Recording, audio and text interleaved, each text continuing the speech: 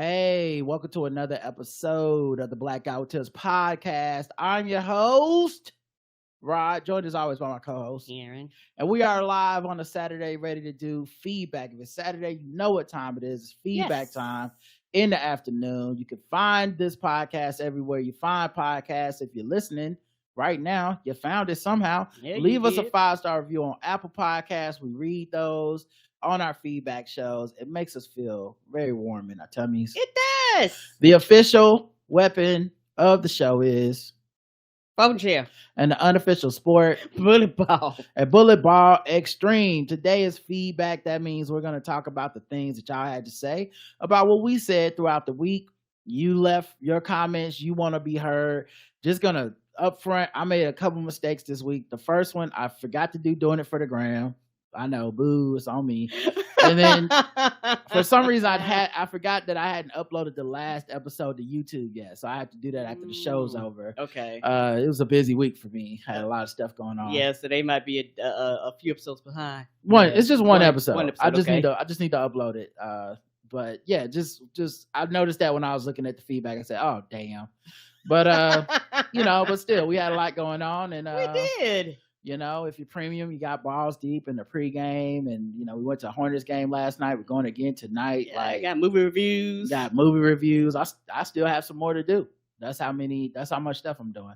But let's get into the show feedback. There's people that go to the blackguywhotips.com, the blackguywhotips.com. Look on the right hand side, and there's like a little button there that says like, hey, donate. You can donate to the show one time, recurring time, any amount, any denomination. We are not judging, okay? We are not getting upset with you. We not calling nobody out, no matter how little it is or how much it is. Yeah, we give everybody the same shout out. We take it all, the kind of phones, the kind of jingles, and the electronic kind. It all spins the same. So let's get into that segment.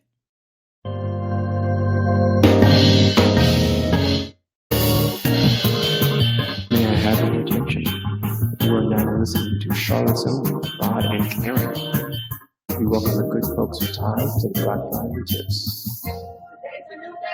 That's right. New dollars, new hollers. Let's talk about the people that gave us that dinero. Alexis H, thank you so much. Tanya S, Josh Wonga from Down Under, thank you, mate. Good day.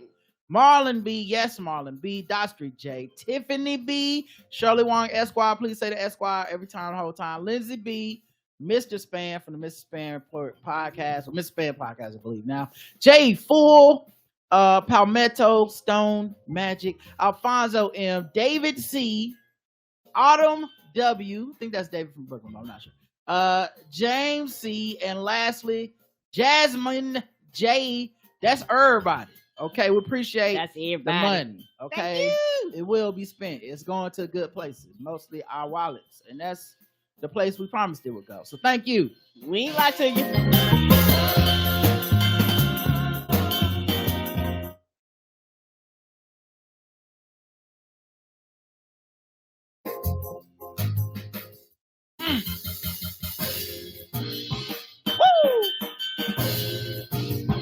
All right, let me stop. Because, JL Covan not comfortable with that kind of music. That's the music they're going to play in The Color Purple. He going to lose his mind. He needs that. Ha, ha, ha, ha. You gave us money, white people. Man. All right. Speaking of man, we got 5-star reviews. Okay, we got some 5-star reviews here. We got, I believe, at least 2 new ones, but I think maybe 3. Like, I feel like maybe we didn't read. Yeah, it's definitely 3 new ones. So here we go. Let's go. This is from Sao in the United States, who says, I listen to the Black Guy Who Tips podcast because Rod and Karen are hot. 5 stars. Yay! Greetings, Karen and Rod. I listen to your show regularly, and every time I listen, I enjoy it. Y'all are entertaining and wonderful. And honestly, you know what? That's all we want, honestly. Mm-hmm. Like, I know other people call in and they passive aggressive kind of like, I don't always agree. We don't want you to always agree. That wasn't the promise that we gave. I clear wasn't the promise. We didn't set out with that as a goal. We didn't even think it was possible. But I hope you don't always agree with us. I do like the idea of always enjoying it, always being entertained or something, like, you know, like we're just passing the time together, everybody. Yes, we are. The dynamic between the host, co-hosts, and commentators is delightful. I particularly like when the show's topics are political. Of course, I don't agree with all your political stances, mainly Rod's views on the status quo. I don't even know what that means. It's general enough to mean anything. Yes, it is. So you think it is okay that gay people are being discriminated against and that women don't have the rights to their body? That's terrible. I actually hate that you wrote in to say that. You could have been specific, but you weren't. So that's you now. Okay, you hate gay people and women. Next time, say it with your chest. Be more detailed. Nevertheless, I love listening to the Black Autist podcast and know the banter segment is not too long. Karen is always dropping useful dimes in her banter. 5 stars just for that. Happy holidays, Tyrone Biggums. Thank you, Tyrone. Thank you. The next one is Awkward CC, who says, love it, 5 stars. Who news is perfect. Thank you. Glad y'all enjoy that. I'm glad too, and I know I'm not the only one that says who.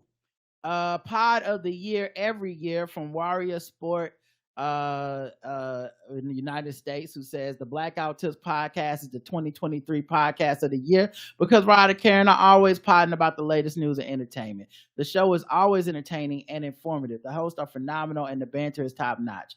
It's awesome to have voices like yours in the podcast environment. Wishing you great success in the years to come and happy holidays. Thank you. Thank you. Thank you. Appreciate you. And, you know, it's like I said, it means a lot to us because there's a lot of podcasts to listen to. Y'all choose to listen to us. Don't know why y'all want to take shots with the don't always agree shit. It really, if you're hearing the sound of my voice and you actually give a fuck about us, please stop.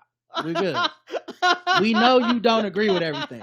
We talk literally 10 hours plus a week. And I guarantee you, if we heard all your opinions, we would not agree with everything right. that you all said. I'm hearing is y'all must be some egomaniacs that expect everybody to agree with you. And it's like, stop doing that to me. You know I don't believe that.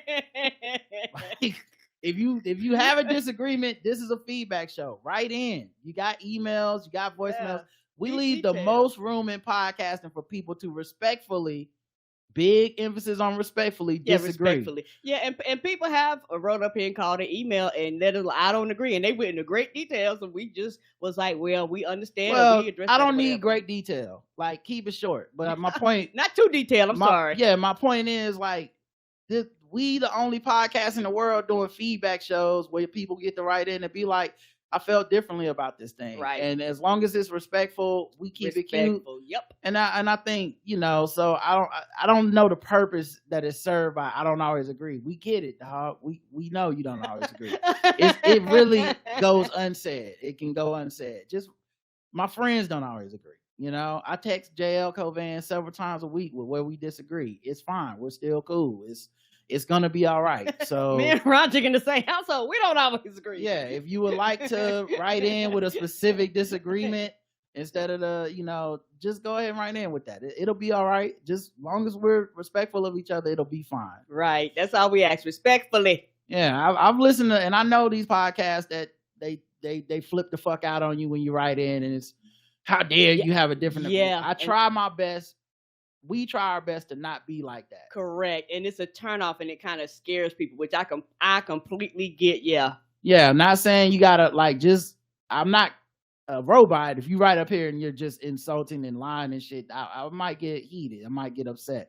But just in general, if you just like, actually, I think if we don't vote, we will get a utopia. That's your opinion, man. I don't agree. You know, like I don't, okay, cool. You got it off your chest. You know what I mean? Start your own podcast. Let people write into you. See how I feel. When motherfuckers like, I don't agree. Okay, cool. What about what? No need to say. I just don't know. I just normally just don't agree with everything. Fuck out of here. All right, episode 2816 was a feedback show. And the title was aptly, No One Agrees with Everything We Say.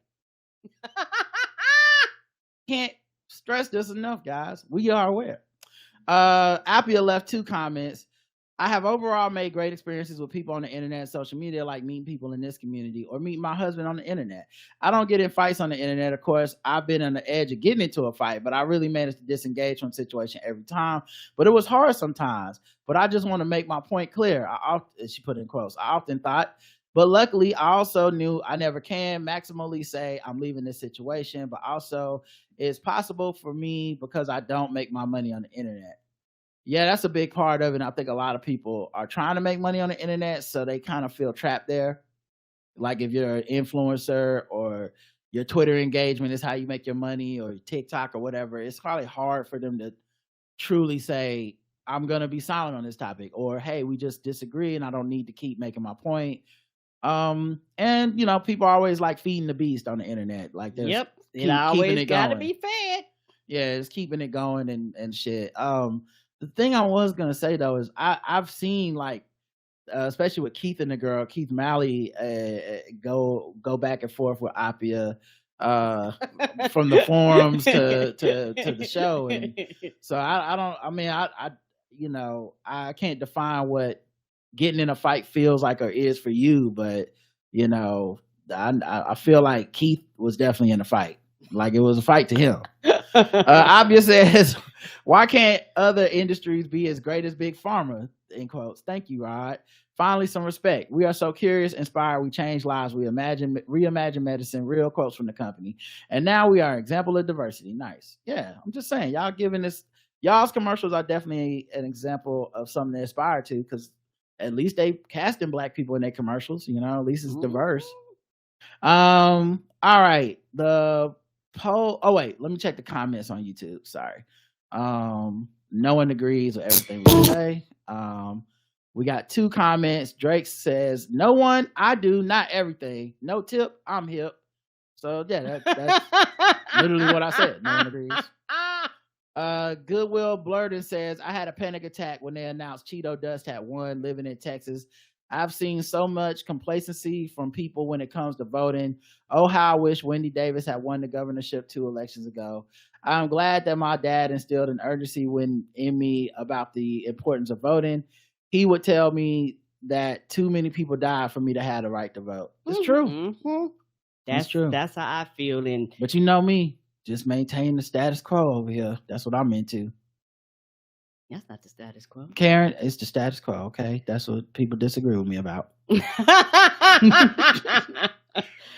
Child, I agree. Like, for me, when I pull the lever to vote, I'm not voting for me. I'm voting for the people that also died for the right and the freedom for me to have it. And I'll be goddamn, I'm allow somebody to take it away from me. That's my motivation. So my motivation is completely different than a lot of people, where it's like voting is contingent on how they feel in the topic at hand for whatever happened in the fuck online today. The poll was, do you think Amy and TJ are lying? 91% of our audience thinks they're lying. 9% does not. On Spotify, 62% think they're lying. About 40% think they're not. That is a huge disparity between those polls, by the way. I think they're lying because, as we've read on the show, the ex finding the love notes to me is a clear sign that some cheating was happening. Because that's not newsworthy if y'all not together. It's just not. Unless like your ex is a psychopath who's just out to get you in the press. Like, I don't know. And which, if that's the case, they haven't said that's what happened. And then the Q&A. Let's cozy games and chill. Lisa says, Spotify won't allow me to leave more than 1 5-star review for y'all. Otherwise, I'll be 5-starring you 2 on the daily. My heart warms every time I see you posted a new episode. Thank you. Oh, thank you, Lisa. Chris says, Godzilla and the sinus infection weekend. No COVID confirmed. I don't know. Oh, I guess he said he's going to go see Godzilla. Yay, enjoy. Dig Out 704 says, I'm in Charlotte and I paid $28 for my Renaissance ticket. I did have to pay for parking though. I would have got dropped off. I snuck a soda in my purse because I was not paying for concessions. $28 for your... Oh, you mean at the movies? Okay, let's get to the bottom of this shit, because I honestly did not know there were $28 tickets out there. I'm on Fandango right the fuck now. Let me sign in to my account. What was you at when you had to pay for parking downtown? Because I swear we go to the movies weekly. Yes, you know? we do. Like not weekly, But but at least a couple times a month. Yeah, pre-COVID, we was going like weekly. So if I go to Renaissance, a film by Beyonce, let's see. So you got your 2:00 showing, and you got your 9:45. I'm gonna click on both to see what the difference is, because sometimes we go during the matinee, and that might be saving us a lot of money. So maybe that's why we don't know. But getting one ticket, and you go to next. You know what? $23 at the where is this at? What theater? $23 at AMC Park Terrace. Okay, and that's $23.60, and that's the 2:00. Let me see what's going on at the 9:00. Yeah, because 9:00 would be like it's still $23. Still, but 23 is a grip. Okay, so it's $23. Okay. Yeah, I definitely don't feel like I was paying $23 when we went to see Godzilla, but.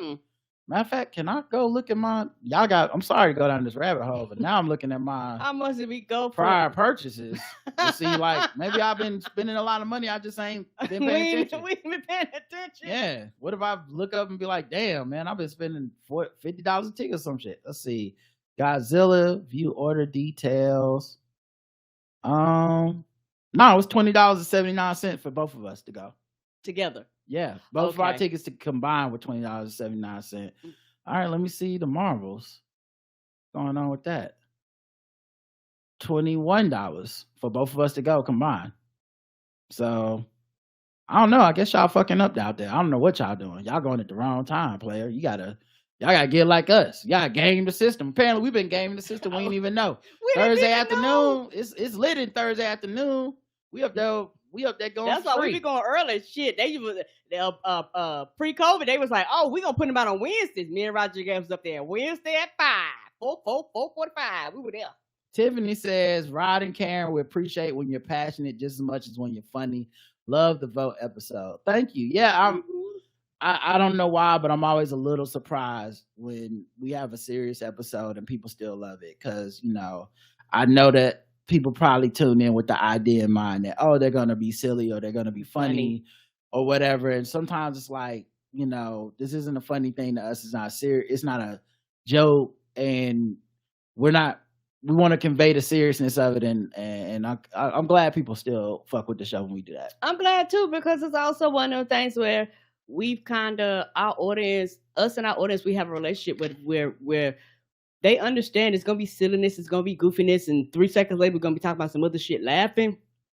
But also, it's one of those things where when it comes to certain things, it's not a ha, ha, ha, ha, ha. So I don't want it to come off as that, so that people don't take what we are saying at that time very seriously.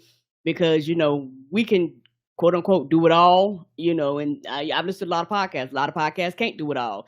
As far as going from, silly to serious, back to silly to serious, all around, depending on what's being told. You have to have a type of personality that can portray that, particularly across the mic, because most people are listening to us audibly, and they not really actually seeing us.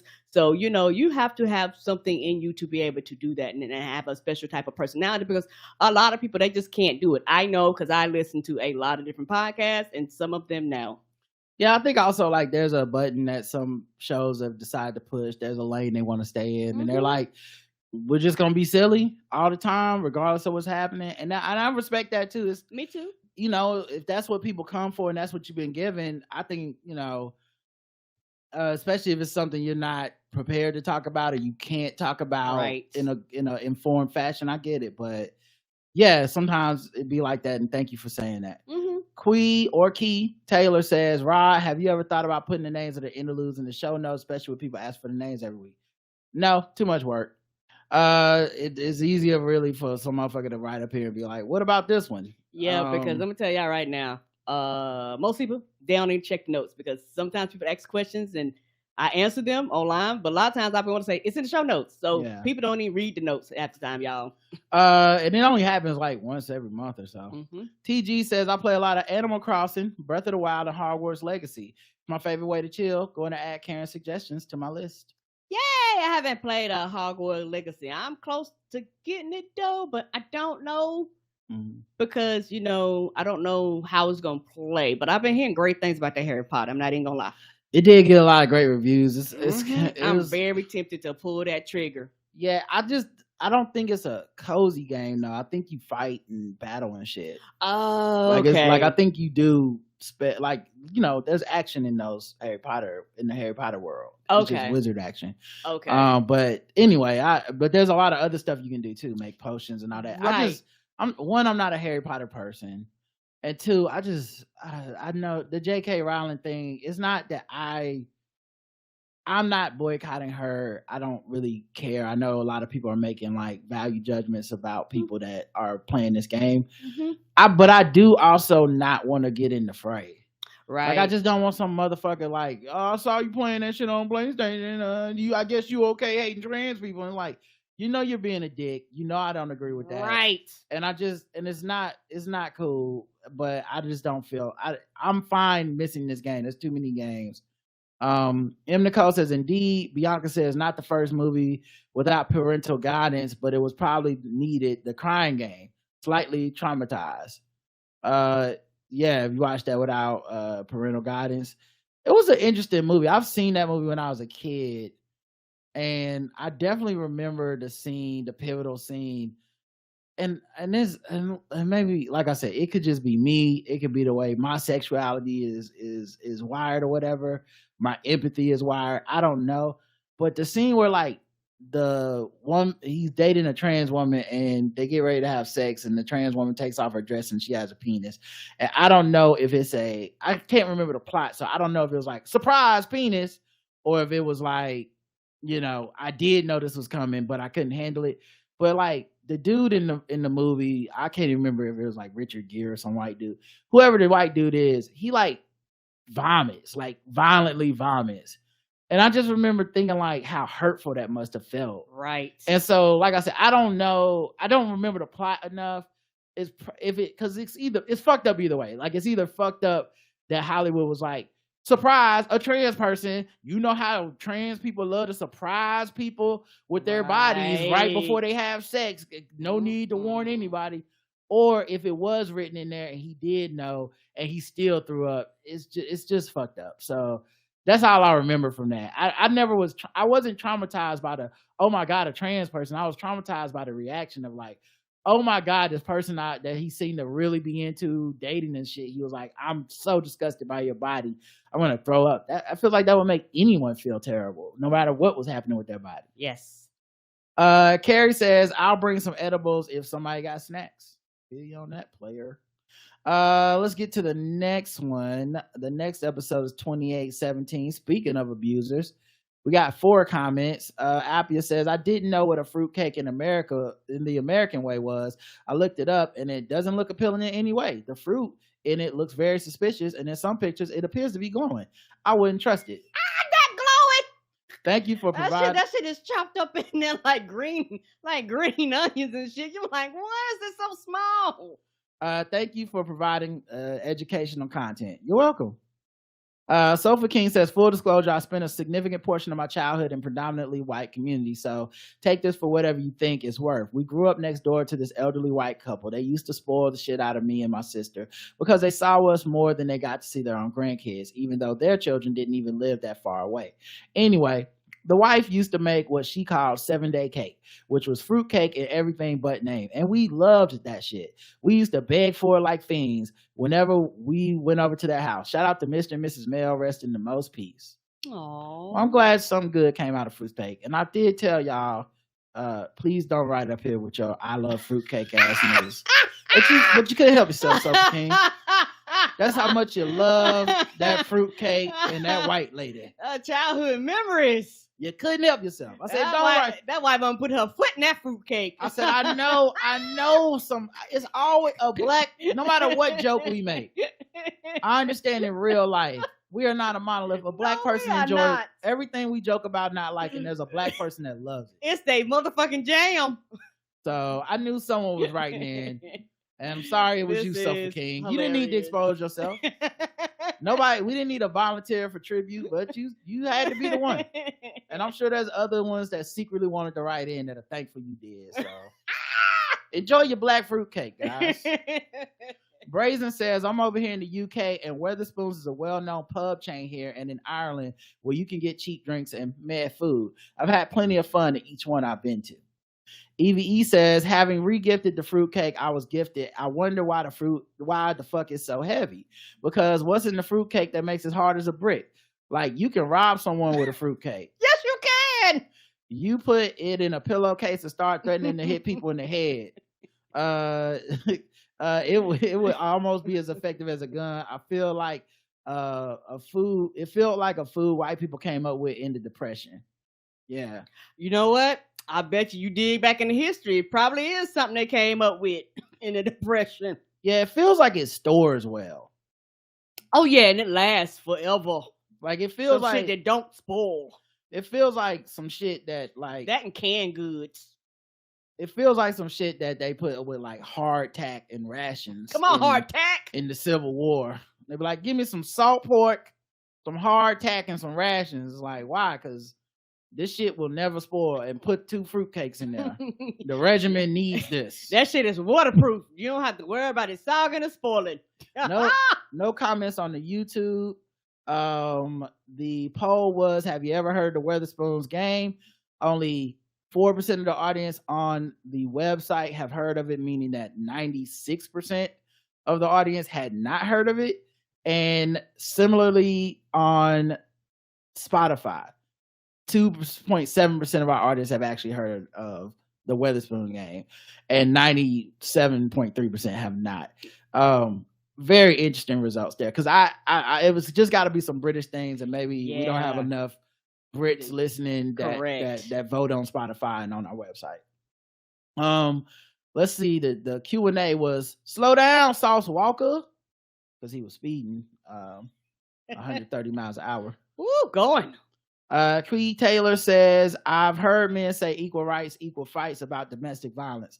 Some of them really want to be able to hit women and there'll be less consequences for it. Mm-hmm. Keisha says, why does equal rights mean the right to commit violence and to be impolite to women? Right.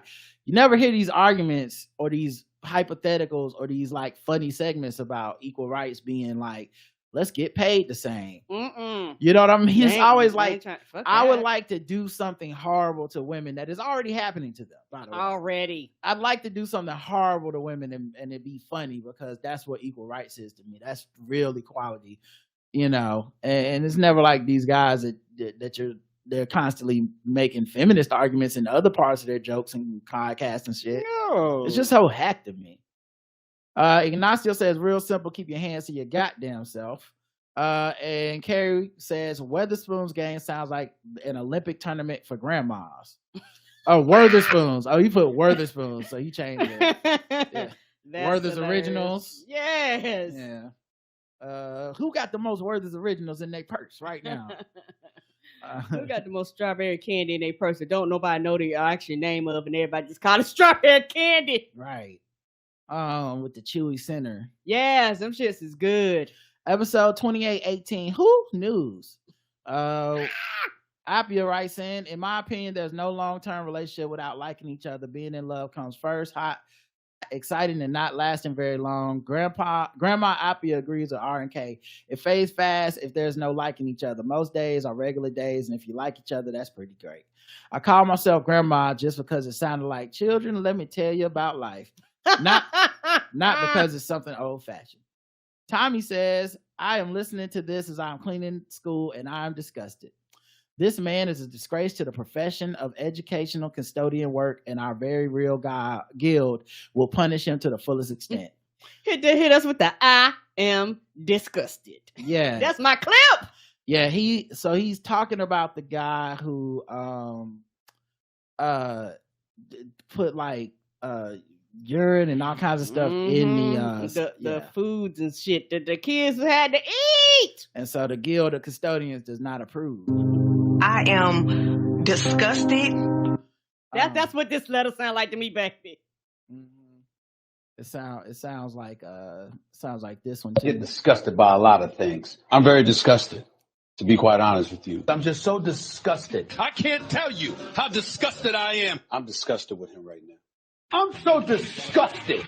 I'm disgusted with it. I'm so disgusted. I'm so damn disgusted.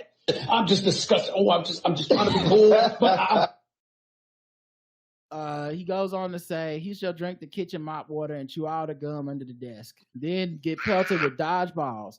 If you ask a school custodian about the measures, they will deny our organization exists. I'm trusting the whole of Black Autism community to not say a word about this very real guild with very real rules and punishments. All right. I won't say a word. Yeah, listen, the real custodians out here regulating. We Come need on. that. Y'all should put some sawdust down his throat. Ernest says, white folks, if you know what's interesting about sawdust, is when you're at school, then someone throws up or something, they always throw the sawdust down. But like, how come people don't have sawdust like in our kitchens? Like the only place I ever see it is like professional custodians at a school. Yeah, because ain't nobody trying to deal with fucking sawdust at their house. It's just if it worked the way that it's supposed to work. Ah. How come it's just like, well, you keep a little sawdust in the house just in case shit go down. You know, you hope to never have to use it. Do you need a license to have professional sawdust? Is it That's a good different? question. I don't know. Should I be going to the workshop and sweeping up and being like, just in case? Does it make it turn hard so you just easy to clean? I don't know. Okay. Do they keep a little bit of that? They also have that like pebble stuff. They do. That green pebble stuff that I've never seen anywhere but a school. I wouldn't even know how they buy that shit in bulk. I don't even know what it is or where you buy it from. Do custodians outside of the school have it? Like if you go to a hospital, do they have the green stuff? That possibility. I don't know. I probably don't really want to know. Like, we don't say this shit to the public. They stupid. I have questions now. I have nothing but questions. Never seen that shit anywhere else. And I never seen it in the store next to the like Pine Sol. Like get your Pine Sol and your throw up dust just in case some shit goes down you need to get rid of it. Ernest.com says, white folks, if you can't see my feet, you must keep your language neat because I ain't trying to hear all that. Save it for the racial chat. New Doja Cat freestyle, maybe. Oh no. Yeah, she done with these white folks being racist. Evie says Kevin McCarthy can go all the way to hell. He's a coward piece of shit. He was perfectly fine with Trump while he was in Congress, but now he's a problem. I bet they all feel that way about Trump, but are too scared to speak up because they don't want to lose their positions. Agreed. It's only when they leave or get kicked out do they want to get brave like that dude from NC, Madison Cawthorn, and George Santos. They can all kick rocks. Agreed. Yes. I agree, sis. Yeah, because you're part of the problem why he got in office in the first place. Kiss my ass. No comments on the YouTube for Who News. But the poll is who is going to win Bad versus Wild? The chocolate goddesses, the caramel goddesses, or white supremacy? Karen. I said white supremacy. Karen's going with white supremacy on this one. The vast majority of you agree with her. 87.5% of y'all say white supremacy. 4.17% say the caramel goddesses, and 8.3% say the chocolate goddesses. Similar, it's evenly split between chocolate and caramel on Spotify, 7.8% each. But white supremacy still came in with a whopping 84.3%. And I do think white supremacy is winning whenever we're using colorism to divide and conquer. Yeah. White supremacy come in, never lost. Mm-hmm. That's like, you ain't gonna beat me. Yep, they won a lot of competitions. Yes, they have. The Q&A was, oh no, not Quando Rondo. Roger says, I blame Pepsi rappers started getting locked up when Sierra Mist changed the Starry because Starry isn't as alkaline. Okay.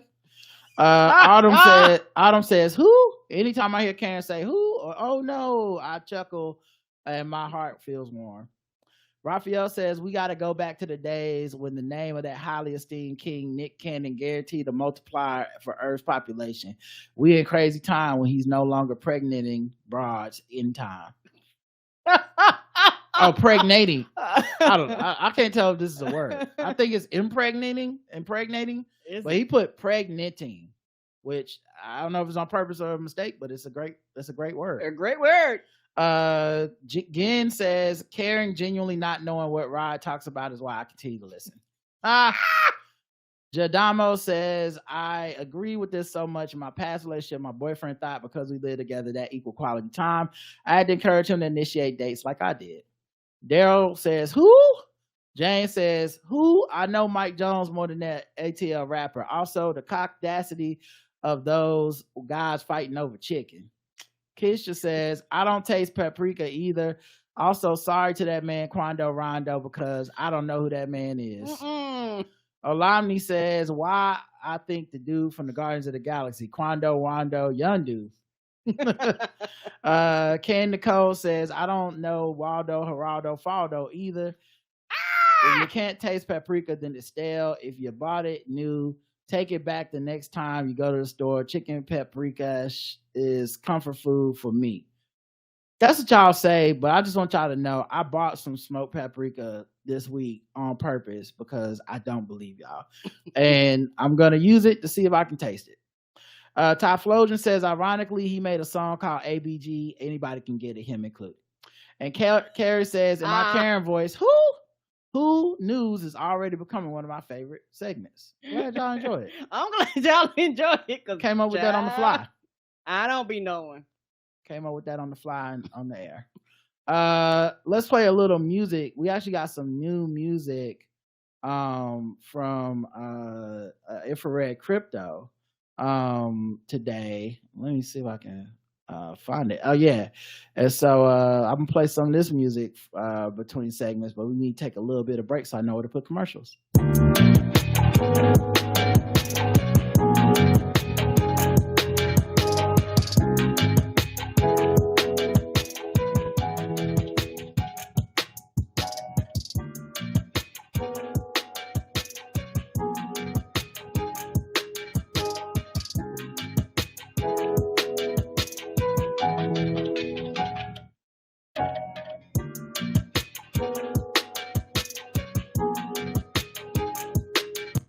Smooth. All right, the next episode is episode 2819, Crack the Sack. We have 4 comments.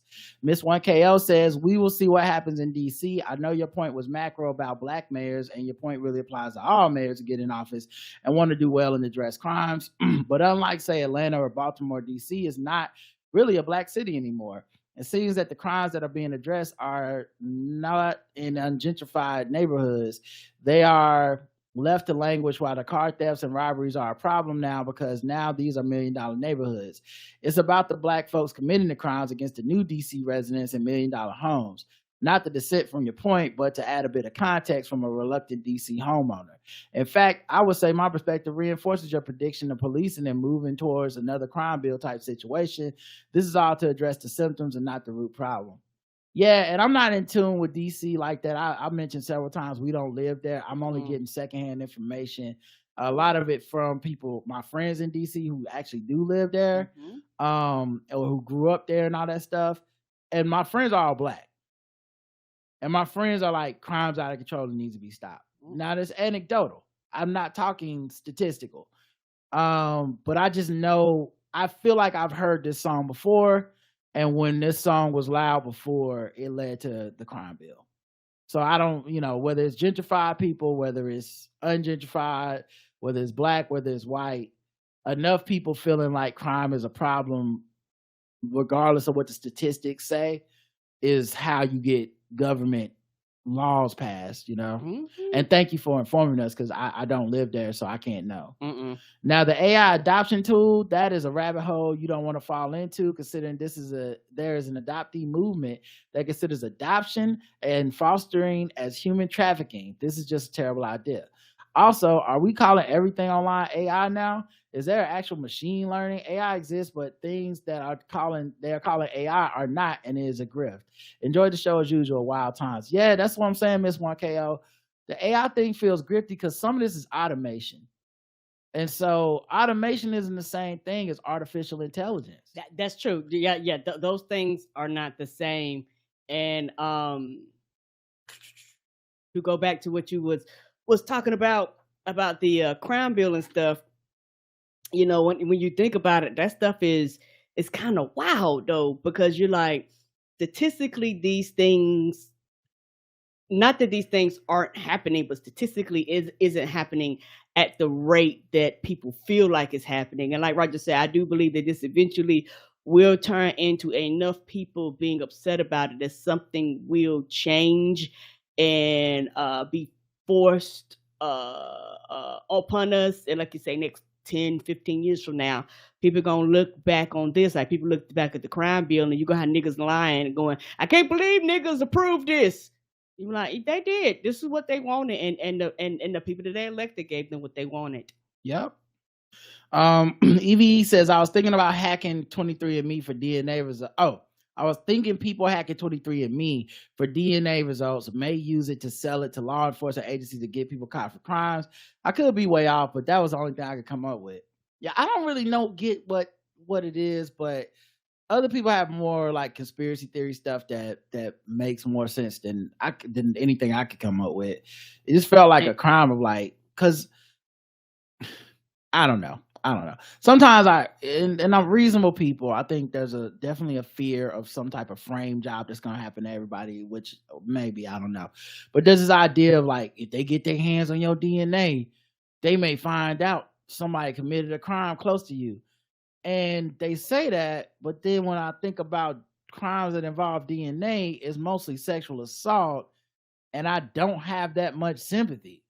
So like, I'm supposed to feel like they caught the Golden State Killer or some shit. I'm supposed to be like, well, his poor family, all they wanted to know was their DNA and where they come from. Nah, like, I'm glad that happened.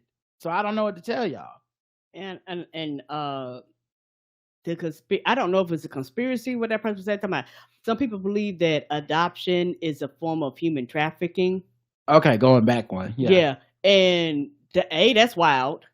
Mm-hmm. It, like if that statement is true, and B, if I'm adopting, that means I'm probably going through a legal process. So how is it human? Like the shit, those connections don't make no sense. And also, essentially, that means those kids should just basically go uncared for or something. That's basically what you're saying. It's not like normally they don't have a home to go to, right? Or it's abusive or so bad or whatever, they can't be there. Correct. That they've been taken out of the home for different reasons. I think that's also the hazard of being chronically online is conspiracy theories that we've seen like with QAnon and Pizzagate. Things become bigger and bigger and more nefarious the longer you just stew over the same topic over and over. And so it can never be what it is. It has to be something nefarious, and it ends up being human trafficking. And I bet if you follow that rabbit hole, it's going to be some political stuff in there. Like it's Democrats, human trafficking children and shit. Abia says about, or maybe it's the other way. Maybe it's maybe people are going, Republicans are doing human trafficking. I don't know. Abia says about Jonathan Majors. It seems they had a terrible relationship. I think he did some bad stuff, but maybe not that night. I'm also wondering what will happen. Johnny Depp, you remember that his name means Johnny Moron in German, always funny to me, has invested intense fans and had a much longer career when the trial happens, so maybe it will play out in a different way. Could be. We're all sitting there waiting. Mm-hmm. It's interesting the verdict hadn't been reached. I know the jury went for deliberation on either Wednesday or Thursday, and it's Saturday, and we still haven't heard anything. So we should be hearing something hopefully soon. They always say the longer they say, but who knows? They always try to say like if it's a long deliberation, that's good for the defense, which we'll see. Yeah. And I have been saying it was a civil trial all this time. It's a criminal trial. I was mistaken. Okay, so it is criminal. Yeah, it's criminal. So that we'll see what happens. Abia says my company tried, of course, AI for advertising and sales and whatsoever. And it does sound scary. A huge pharma company using AI to sell even more drugs and get even richer. Perfect movie pilot. With an important downside, it doesn't work. Really, I've seen companies lose money because of it, and you can't launch a product this way. You can't make the customers participate. They don't want to interact with it. They want a human, and they hold all the power, so that's what's happening. You can maybe use it to send some reminders for events, but that's it. Right, and back to the other person, that is automation. Right. And there's a difference. A lot of people interact with automation systems. And because it's quote unquote in the computer, in the cloud, people don't really understand unless you're like deep in IT. A lot of people just assume that everything they interact with is fucking AI, and it's not. No comments on YouTube for Crack the Sack that episode, but we did have a poll: plantation pineapple drink. I'm offended. I'm not offended. 84% not offended, 16% are offended. on our website, on Spotify, 28% are offended, 72% are not. So I guess I'm in the majority of people that's not really offended. I always find it funny. I posted this on Twitter and stuff, and people were making jokes. But one person was like, "You made me feel so bad about Love Soup Plantation, and then you order this drink." I'm like, I mean, they were obviously joking. But I'm like, yeah, it's just jokes. I don't really care. Oh yeah, I'll leave that both. Shit, let a soup plantation open up in Charlotte, North Carolina. Yeah. The joke was we never heard of it, and it's a funny name, and we had a lot of jokes to make about that name. But yeah, I don't actually care. The Q&A for this episode was causeway, a raised road or track across low or wet ground. So we're just educating people out here. Now y'all know what a causeway is. Thank you for letting me know, baby, because, I had no idea. Jadamo8 says, so right about AI. Shortwave did an episode that talked about how predictive AI has not been great in things like predicting what people can pay their loan or who is at risk of sepsis in hospitals. Right. And the thing about it is it's very frustrating because you have people basing reality, passing real laws on shit that doesn't fucking function or work right. It's like, how can y'all run off of this shit and y'all know that it's giving false information, untrue information, biased information, incomplete information? Because like the other person say, a lot of times people have to opt into this shit. And a lot of times people are opting out. They don't want to interact. They actually want a person. I understand to cut down on people a lot of times. And we deal with this every day. When you call anybody's customer service, you fucking are wrapped around in a fucking loop for 10 minutes before you can talk to a fucking person. And people are like, just get me to the person. Like, if I want to talk to a person, why do I have to go through your fucking process? If I'm calling for something, no, I don't want to go to your website. No, I don't want no.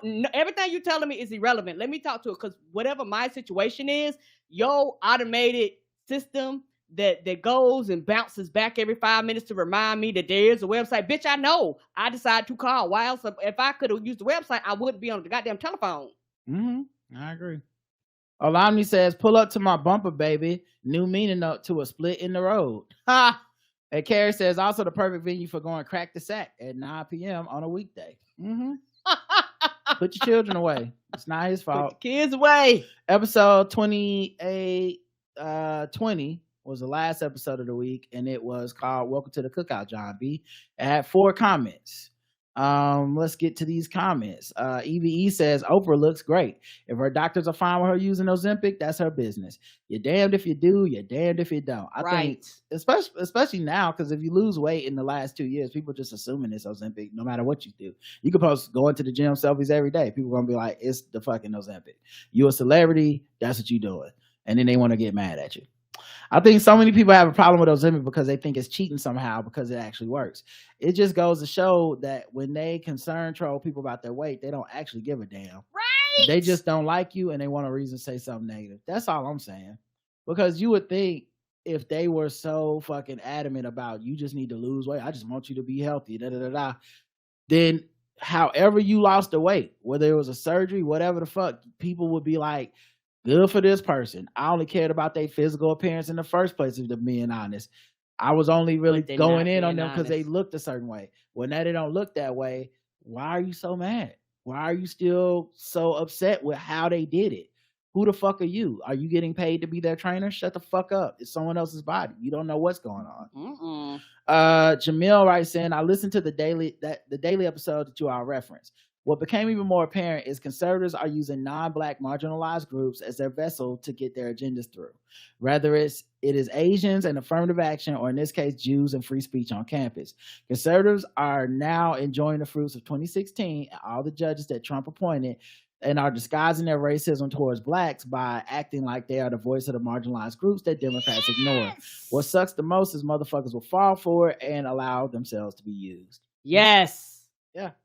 That's a big one. Because, like I said, when I listened to that episode and it got to the end and they brought up how, one of the main people that was Republicans that was questioning the dean of these schools had been kicked off the board of like one of these prestigious institutions because of shit they said. And you're like, oh, this ain't about freedom of speech. This is revenge. This is petty. This is about, policing people and all this shit. It's a gotcha moment. Appia says, I'm trying to be positive about the Trump cars. People who buy them have less money for buying weapons, and the cars are way less deadly than they can give you a paper cut max. Oprah obviously can do whatever she wants with her body. I wish for her she will be able to feel less stress about her weight. She is Oprah. Man, just it's internal. It's everybody. Everybody got some shit. Yeah, and money don't make these internal struggles go away. I don't know what about that people don't understand. One of the problems got more money with these struggles. One of the biggest problems is that people are so envious of fame and celebrity and money. Yes. That when you find out a person has issues despite those things, a lot of people get mad about it.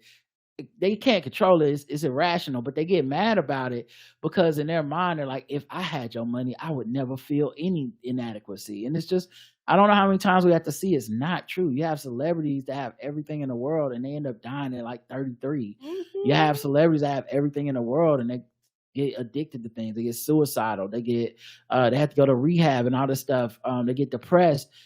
It clearly that is, you know, if anything, it puts a microscope on you where everyone has an opinion as opposed to the anonymity most people experience where, hey, most people don't know who I am. They don't care about my body or my habits or my looks. And so I just think the pressure is so strong. And yeah, even being Oprah, there's a lot of people always constantly commenting on her, solicited and unsolicited. And, you know, people, when you have a certain amount of money, people interact with the brand. They can't see the person, you know. Yes. They only think of you as the brand of Oprah or whatever. And since your brand is personal, they personally find ways to dislike you, even if it's just a brand thing. You know, you don't get to be human anymore. You can't have a moment of, even if it's something they can identify with. I still remember Taylor Swift having to change her music video because it was a very introspective video about her personal struggles, and one of her struggles is this idea of body dysmorphia. Yes. And so it showed someone stepping on a scale, looking down and seeing fat instead of, you know, a waiter or whatever. And these motherfuckers were like, fuck you, bitch, you rich, look at you, you skinny, how dare you? And I'm like, that's what mental illness is. Yes. That's what insecurity is. And I know you identify with it, but yet something in your mind is like, you're too rich, white, and pretty to have insecurities. You can't express that. And that's sad. I think it's why Cardi B said shit like she don't want to talk about, at the time, she didn't want to talk about how she was going through shit, because motherfuckers out there in the world are like, you're not you. You're not a person. You're a fucking celebrity that I come to say, look at, twerk, and do, you know, positive pussy rap. Like, that's what I'm looking at you for. Yeah. So you crying about being divorced and your man cheating and shit. I don't want to hear that. I'm actually mad at you for bringing this shit to me. Yeah, because I think a lot of people use celebrityism, quote unquote, and shit as an escape from reality to whatever they're running away from in their own personal lives. It's like whatever they're dealing with, instead of them turning around, looking at whatever issue this is, your husband, life, kids, life control, whatever it is, instead of looking at that shit, but like, you know what, let me fix this. Like, nope, I'm not going to fix that. What I'm going to do is take all this pent up frustration and go online and use this as a way of escape, to pass the time away, to continue not to address it. The problem gets worse, but I'm fine because these things are a distraction. And how dare something that I come to for a distraction reminds me of the reality that life is fucked up and it's hard for everyone. And also, a lot of people have bought into the myth that money fixes everything. People say, no, it doesn't. But too many people have bought into it because of the way they respond to shit, particularly with celebrities. Like, if they had all the quote unquote money in the world, everything about them, their insecurities, their flaws, their imperfections and everything would not still be there, but just with a lot of money. I think also in a capitalistic society, even those who pretend not to buy into it, subconsciously you do. And it's a slap in the face to their hope of, well, one day I have enough money that I won't have issues. I have enough. And so those fans and stuff turn on those celebrities because it's like, what do you mean, Oprah? How the fuck can you, if you feel this way, what is the hope for me? Because I don't have any of the stuff you have, And my goal has been like, I'll get that stuff and I'll start feeling better about myself. And it's just not going to happen. Apia also says Ozempic is used to treat type 2 diabetes and prevent major cardiovascular problems in certain patients, while Wegovy is used for weight loss and long-term weight management. Wegovy has a slightly higher maximum dose compared to Ozempic, and the active ingredient is the same, semaglutide. It's an agent mimicking the hormone in the body. I always find it amusing how much Karen wants to be old as fast as possible, especially when I'm a year older than her. Love you, Karen. I've been quote unquote old all my life. Like, for people didn't know me when I was younger. They used to call me grandma. So I just been old all my life. Baklava versus balaclava, love it. The first being a Turkish pastry with honey, and the second the controversial mass that really serves different purposes while sounding pretty similar. Oh, my bad. I'd love to see a criminal trying to hide his face in the baklava. By the way, my new potential friend just texted me. We will see each other in yoga tomorrow and meet up this week. Yeah. Yay. Good luck. Everyone's rooting for you now. Mm-hmm. Has your car ever overheated? Because mine did. Mine has. Yes, 81%. That is all. So many of us. No, 18%. But it was my mistake on the poll on the site. It's different from the poll on Spotify, which is it gave an option for never having a car. So a lot of y'all probably put no, they don't even drive. Because my guess is the most people that drive a car have had it happen at some point. But unless they're like, I just only lease, or that kind of right. Like that kind of person that keep a new car, they probably fine. Mm-mm. Which most of the people on Spotify are. They got money, so there is significantly lower. 62% have had a car overheat, which is still high, but 27.5% have not, because they like, how a Bentley gonna overheat, baby? Trying to tell you, do it count if it overheat if I'm not driving, I'm being driven, right? And I've never had a car 10%. So. And the Q&A was 6 days of coke. Roger says Megan name in the phone. Oh, I guess he had Megan's name in the phone as Cleopatra allegedly, but if she don't know Coretta Scott King, she don't know Megan Good. Right, that's a good point. Cleopatra is a name you put in your phone that says I'm fucking this person, right? It's just what is the point? Not Cleopatra. You didn't put. I'm not even a cheater, but you didn't put her name as spam, car warranty, something. Do not pick up. DoorDash. Like, you. Why would you put Grubhub? Right. Like, this nigga wanted to get caught cheating. Cleopatra. Like, you think you too clever by half. That says everything about your ass. Let's see. Daryl says old boy was higher than Fat Charles' ass. I don't even know who Fat Charles is.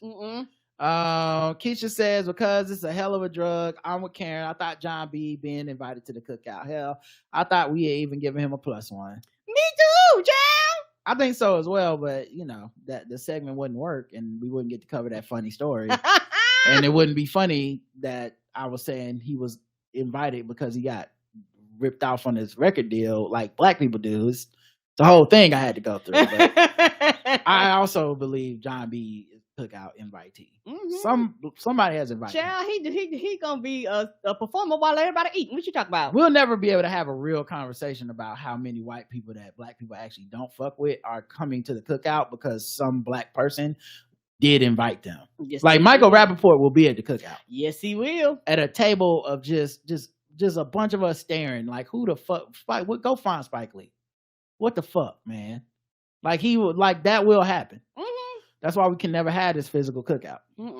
Olani says, when I need a pick me up, I just pile all my coke and put my face in Scarface style. Why 6 days when I can do it all in one day? Crazy millennials. Ken Nicole says 3 Beelzebubs, 2 ain't real, slice the wrong one, and a free pass straight to jail.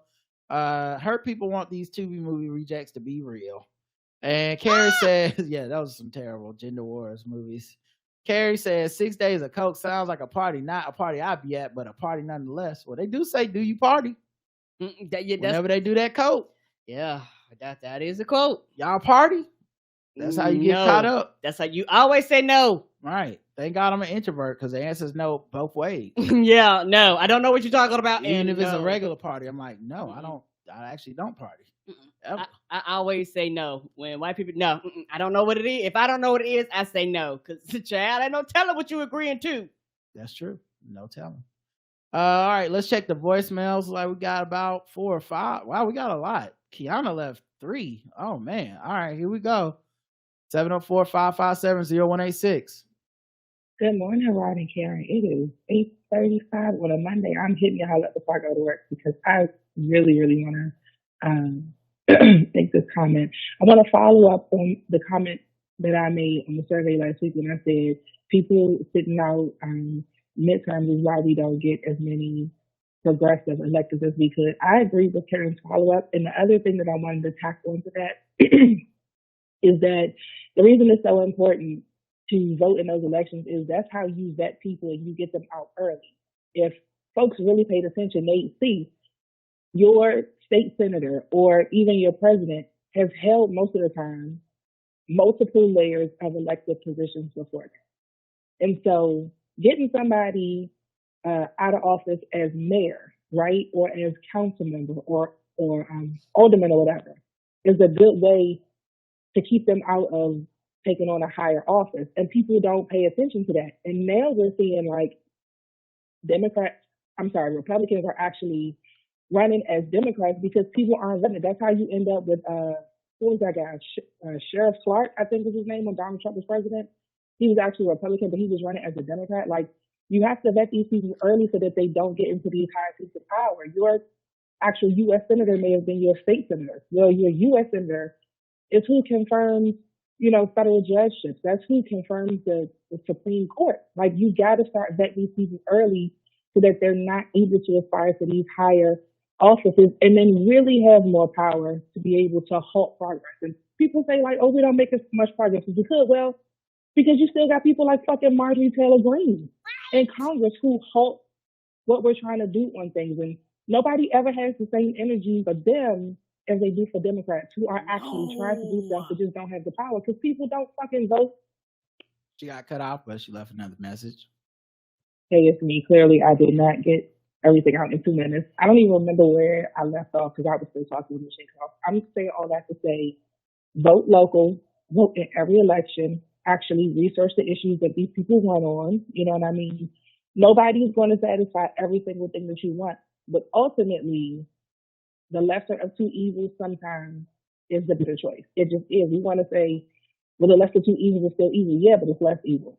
I'm going to vote for less evil every time I can vote. Like, the world being shit is something we can't really avoid. So much politics happens outside of our realm, but what I can do, I'm going to do. So vote local, vote often, stop trying to put everything on the Democrats, and everything ain't the president's responsibility.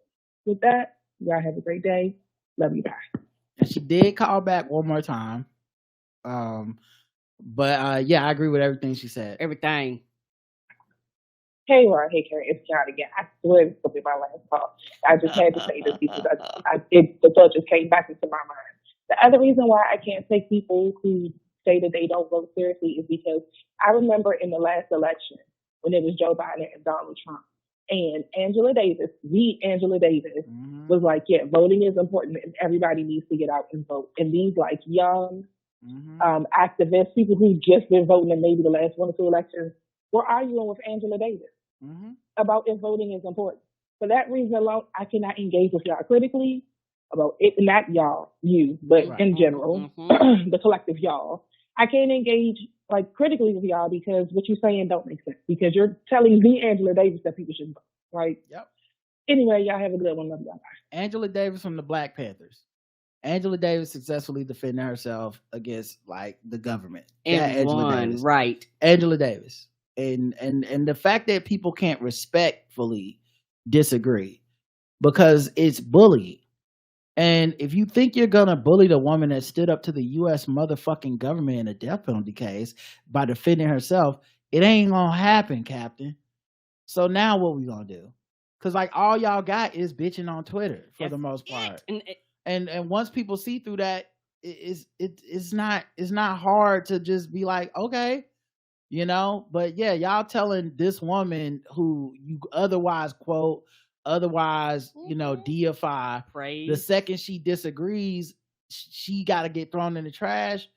It's stuff like that that really, like I said, woke me up to the internet to being like, oh no, this is not tenable. This isn't a real discussion.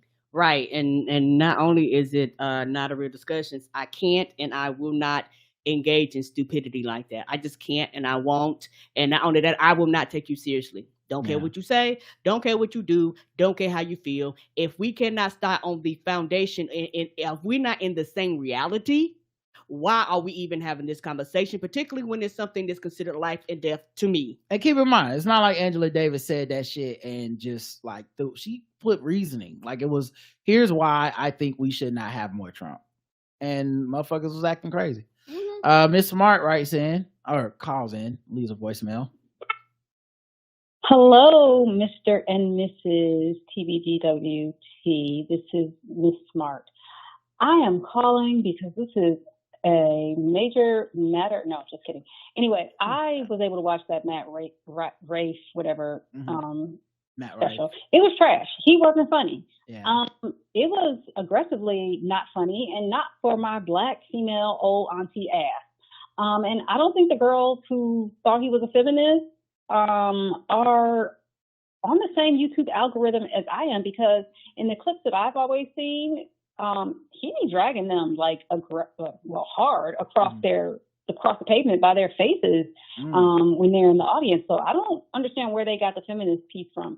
I think I said in the chat either here or on Three Guys On that I had seen a lot from him. I didn't even put two and two together until I went back and looked at my search history, or not my search, my watch history on YouTube, that it was the same little cherub-faced white boy from the Midwest. Where he had been funny in the things that I saw of him. I'd actually seen another old special. At any rate, that's all I call to say. I will get back with you guys later. Hope you have a great holiday season. And I kept it under 2 minutes. Woo-woo. Good for me. Bye. Thank you, Miss Smart. And I remember telling her, I think it was Three Guys On chat, and I was like, she was like, I haven't even watched it yet, but you know, what I've seen of him has been funny. And I'm like, yeah, watch it, because you know me, I am one of the most fair evaluators of like stuff like that, as I try to be. Like, I try not to just be like, arms folded, let me watch this shit. If you make me laugh, I don't really give a fuck.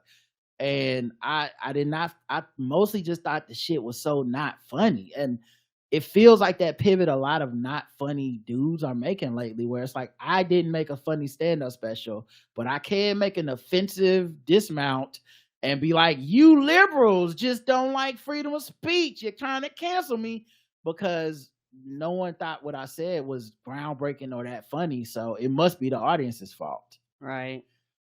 Sierra Wright says she left 2 voicemails. Yo. This Sierra. Okay, I swear for God. I swear for God. So listen. Right. We are so much kindred spirits, bro. Like, we are so much kindred spirits in the masculinity. I love reality shows, right? So let me tell you how it is 3:09. And I know you're like, Tia, why the fuck are you up? Because your bitch worked 24 hours straight the other day because, you know, I'm a first responder. Oh. And then I slept. Then I went to my dance class. And then I started cleaning the walls. I'll get back to that. And then there was 3 o'clock. But whatever. I cut on my Amazon Prime TV. It's like cheaters. It said cheaters on the guide. I clicked on it. Bro, I am blessed. Well, whatever. I'm whatever. The universe blessed me with the fucking episode with Peter Gunn and that nigga fighting. Oh. Bro, I've been looking for these episodes since you've been talking about them shits in pregame. I've been looking for these Peter Gunn cheater episodes, and the fact that like it just so happened, it's Christmas time. Now I know it's Christmas time.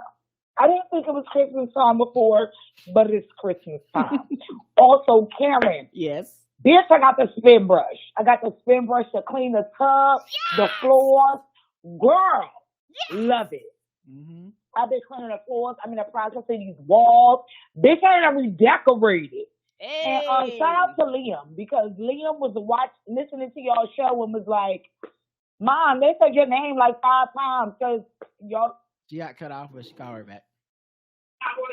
Yo, it's like crazy. I really got that she just. Okay. I'm not calling no more. I promise. I'm not calling no more. But my girl, Sid, Karen, Tay Money. Yes. Karen get into the motherfucking money. Tay Bad Bitch. I got the fucking spin brush shit you was talking about in the banter, bitch. I was cleaning the tub. I'm cleaning the walls. I done redecorated, bitch. It's Christmas time. Oh, and make sure y'all send me my postcard. Mm-hmm. And I want to sing y'all shit too, but like I'm working my ass off at overtime. I'm working. I'm a whole fucking first 2-year therapist, so they just be having you working like a slave. But whatever. I love y'all. Liam was like, Mom, they talked about you like 4 times. What's her problem with the banter? I'm like, I ain't got no problem with the banter. I'm just saying I need my other news. Because I don't be fucking listening to that other shit. Also, one of my clients died. I know y'all like that's random, but it was on the news. Toy Brownson. I want y'all to delete that. But I do want y'all to talk about him. Because we got to say their names, and this mental health shit is so tough because I be advocating for my people, but it be so hard because it's like the resources. Yeah, I hope y'all didn't hear that part, but yeah. Love you guys. Merry Christmas, Happy Kwanzaa, cooperative economics, bitch. And I'm finna smoke a blunt, and shout out to 3 guys on one. I'll be down to the Zoom. I'll be down to the live stream, and yeah. Okay. I don't know Sierra be listening there. Me either. Love you too, sis. Thank you for calling in. And I'm gonna be honest, it's just funny. Like, it's jokes for me. Yeah. Anytime somebody calls in with any like advice or like, hey, do this or whatever with the show, I mean, I would hope that if they writing in and they know that we can take the like, hey, can you do this criticism? Hopefully they can take the jokes back. Yes, because it be jokes, y'all. Because to me, it's like, if not, to me, it's more weird to do it serious and be like, Sierra said she didn't like how much banner we were doing, Karen. She needs her news. We have to cut back on the banner and have a serious conversation. Like, nah, let's just make it fun for everybody, and the audience is laughing, we're laughing. Yes. So it's like a running joke. Yeah, it's not like we start roasting people or getting personal. It's just, no. You know, it's just a awkward. Like, let's make it awkward and be like, oh God, we got to get out of banner or whatever. Speed it up. It makes it a fun. It makes it fun. Yes, it does. And I'm sorry about your client who passed. You know, that's tough. And happy holidays to you as well. Yes, sir. We got another person left 2 voicemails. I don't know this person's name. This might be their first time, long time, you know. Hey, Rod and Karen. This is Tiffany Cherie, Okay. long-time listener, first-time caller. I wanted to tell you how much I howled at doing it for the gram, the bad gift. You read mine about the Oreo cookies, and you know, let me say this: I always knew it was a horrible gift. It was from my mom. She's a nefarious bad gift giver, and so I thought I would share a couple of more things that she actually did. There was the Oreo cookies, obviously, which were horrible, and then there were the year that all of my gifts were things that my sister would have liked. And so every time I opened a gift, my sister's eyes lit up, and it was things like tea sets and things that I am just not into. Oh, no. And then there's probably one of the worst ones was kind of something that she didn't need to teach us, but she was trying to teach us a lesson of humility. And it was a year that my dad had, she quit her job because we had 4 kids. She quit her job to stay home. My dad was working single family income. It's probably going to go into a second one, but I promise it won't be too long. And then, so it was that year, the single family income. And so she warned us, Christmas isn't going to be too lit this year. We're going to just get maybe one or two gifts. And so she ended up giving us stocking stuffers. And so we each got like two little small gifts. And then she made us go down to the neighbor's house and deliver gifts to the bratty neighbor kids that she. You call back. Mm-hmm. Okay, so part two, she made us take down. We each got stocking stuffers, like a little small watch, like a pen or something really small. And so, trying to be, gracious children after being told that we were poor and that we couldn't afford a lot for Christmas, she gave us gifts to give to the bratty kids down the street that she babysat. And we opened the door and there was mountains of gifts at their house. And we're giving them their little cheap little gifts that we gave them. And they opened the gift, looked at them and kind of just, okay, thanks, and threw them to the side to go play with their actual good gifts. So then we get back to our house and then there's mountains of toys for us. And she told us that had we acted badly, that we wouldn't have gotten any additional gifts. Now, when you are 11 and 12 and you're actually really good kids, my parents have 5 kids and we're all very well behaved. And, I'm just saying that from our perspective. Mm-hmm. In general, we were just very good kids and we did not need to be traumatized for Christmas, but that's what she gave us. So as much as I love my mother, she is horrible at gift giving. But I guess I will continue to get her bad gifts. All right. Take care, guys. I love you and I love the show and I appreciate all the laughs. Thank you, Tiffany Cerise. That's hilarious. Right? Wow. To be the mom known for bad gifts is just, And what's even worse, I know me, if I start opening it up and I see my sister eyes light up, I would probably end up being like, do you want this, girl? Because you can have everything she gave because I don't want it. Right. I don't think this is not giving what it's supposed to be given. You've been looking like, Mama, did you write the wrong name on this? This looks like this is for my sister because she's a lot more excited than I am. Right. It's literally not giving what it's supposed to be given. No! I'd Literally. rather you just be like, Merry Christmas, baby. Right. All right, let's go to the next one. Blue Wave Rider, I believe, left 2 voicemails.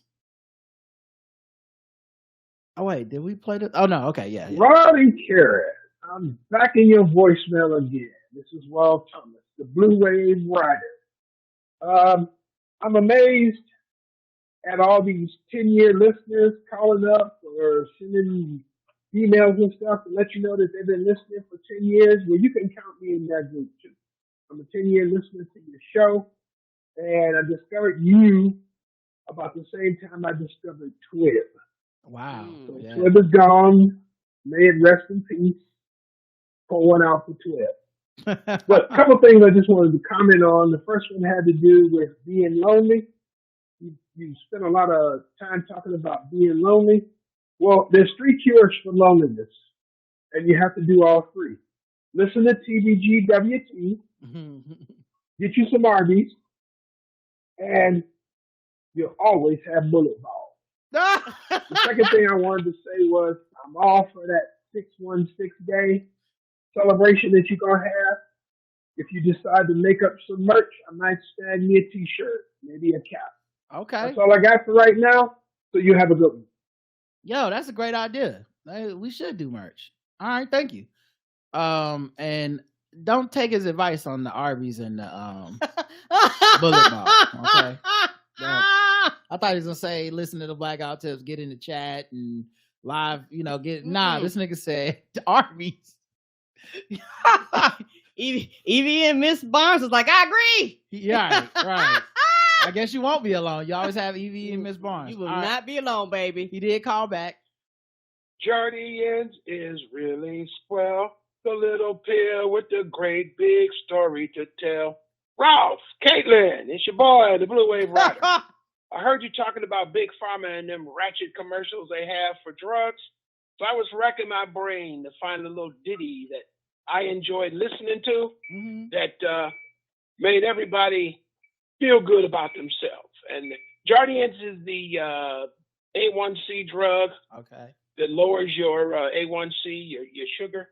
And they had this thick white girl dancing around in the sun. There are some good commercials out there, but Big Pharma needs to do a lot better job than they've been doing. So on my way out, I'm going to leave you with this old school ditty. Ozempic, you know. Catch you next time. Bye. I be thinking about that for real. Like whenever I see one of those commercials and they take like a song and put it in there, or they take like like the drug is named something weird, so you're never really gonna be able to like it's hard to market something that is named weird. Yes. You know, so that's like, why they had them jingles to help people remember. For real though. Yes. So you end up with the jingle, and the jingle is always like a little off-putting for what the drug is. Like the drug is serious, but then the jingle be so happy. Yeah, and another one I think about too a lot is Christmas commercials for stores often use love songs, because I think we're supposed to associate the emotion of buying something, and they don't want people to with feel being lonely. in love. Yeah, like it's just with love, with like this, spending money is affection. This is how we show we care about each other. Anyway, it's something I think about a lot. But yeah, I've noticed the Ozempic ditty and some of these jingles and stuff. I did not notice the thick white girl commercial for whatever that for Guardians or whatever. Pay more attention. Although I do see more thick people in commercials now, especially for this one ad company or this one drug, or not even drug. I don't know what it's for actually, but it's called Go Low, which could be like some Noom type shit. It's about people losing weight. And she talked to the screen. It's a bunch of people. It's not one person. Yes. But it's a bunch of people. And yeah, they know I'm talking to the screen. But what I think is interesting is these people aren't like skinny.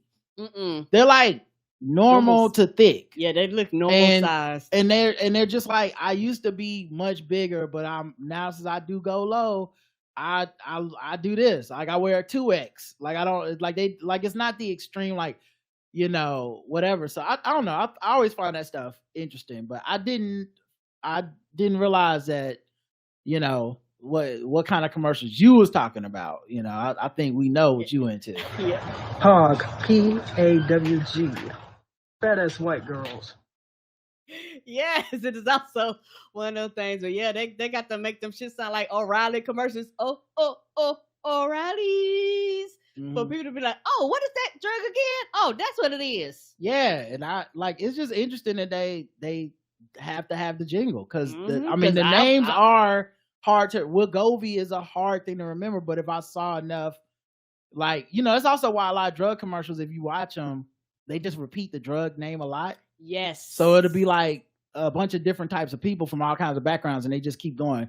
Oh, you mean Truvada for PrEP? Oh, Truvada for PrEP. Now that I'm doing Truvada for PrEP. The name. Truvada for PrEP could be for you. Truvada for PrEP, and then next thing you know, I know Truvada for PrEP. Those are nonsense words to me a year ago. Yes, they make no sense. Yeah, but what now is I know. PrEP? What are we doing here? But I also know, like, we're getting older, and I watch old people shit because, like, or just honestly, we're probably just American.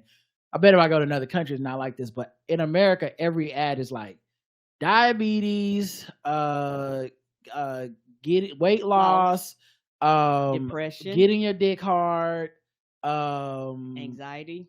Nah, depression, anxiety. Not. I don't watch MSNBC, so those ones normally don't play on SportsCenter. But it's always like, get this testosterone type thing from Frank Thomas with this unique. It's called eugenics, which who branded that shit? It's called eugenics, but then it's like, but it's unique man boosting formula. I don't know what man boosting means. No. What is the definition of man boosting? But the point being, like, as we get older, the commercials are, you know, it's Skechers. It's like, wow, we are an old, sick, overweight society. All right. Yeah, because in other countries they don't have commercials for drugs. Like, it's not a thing in other countries. I don't know like there's a lot of other countries. Yes, I mean it might be in some. Yeah, that's what I'm saying. For some countries, it's but not. Also, are the people sick enough that they need constantly be like, here's 3 diabetes commercials during the football game? True. You see what I'm saying? Mhm, yes. It's interesting because I used to think commercials are just like it's alcohol and such and such, but slowly it's turned into like get some medicine. You need some help, okay? They used to call you losers in different ways. It used to be you up late, you're watching fucking Adult Swim, and the commercial is like stop smoking cigarettes and get your ass into 1-800-CONNECT so you can get a college degree, you loser. Right, that, and also gambling commercials have went up too. Yeah, a lot of those. A lot of those. Yeah. Last voicemail, this is from Simone. Hey, Rod and Karen. I hope you guys can hear me. I'm sick. Oh, wait. Shit, I forgot. And Twib. Someone had brought up Twib, Blue Wave Rider. I saw the other day Elon posted a picture of a microphone. Like maybe he's coming back to podcasting or something. I don't know if he is or not. I think I but, did. You know, so maybe Twib will be returning. Maybe we'll have been on the air so long, Twib would have gone and come back. You know, that would be dope. But we'll see how, we'll see if the streets is ready for more Elon, because they be trying to roast Elon every Thanksgiving, and I feel like once the momentum of mocking somebody starts, it's fucking hard to stop it. But it is hard. He's a comedian. Hopefully he can take it and know that, hey, I put my opinions out there for a living, and this is one of the risks. And people gonna feel ways about it. This is Simone, Simsima. Hope you guys are well. I am actually catching up on some TV and watching I'm a subscription junkie, so I'm watching Paramount Plus and catching up on the Grammys 50 Years of Hip Hop special. And of course, I got to the second segment where they were highlighting the second set where they were highlighting Southern rap, and I thought of my parasocial cousins from the South. And because, of course, they started with that clip from Andre 3000, and it was just, the energy is just so good. It's like the best parts. Like normally I don't really enjoy TV concert performances, but so far, like watching this has been, like, the energy was so good. Did you guys catch it? Did you guys watch it? I'm behind on the show, so I'm sorry if you guys talked about this already. Also, I've been meaning to call because of Draco-Maniacs and how much I love it. I've shared the clip so many times. I know that the thing's getting ready to cut off, so I'm going to go. But Karen, you were so dope, and I'm glad that everybody has been shouting you guys out.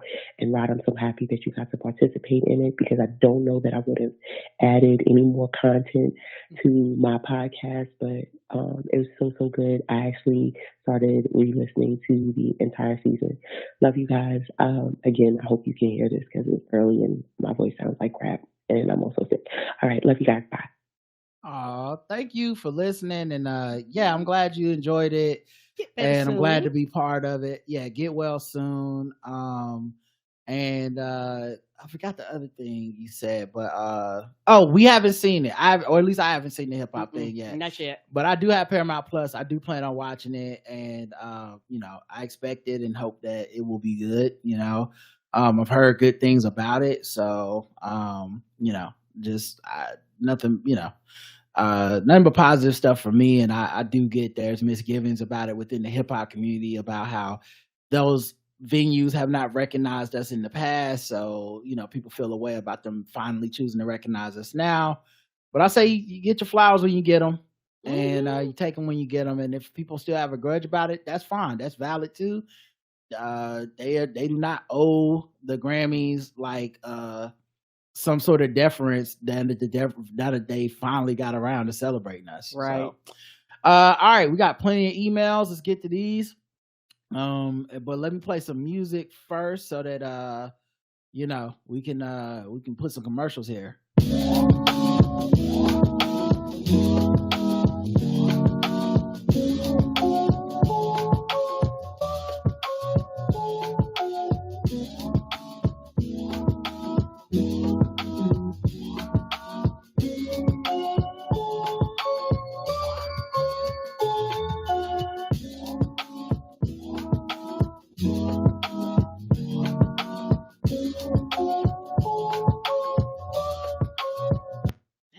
Good job, Infrared Crypto. That's bird's eye view. I like that.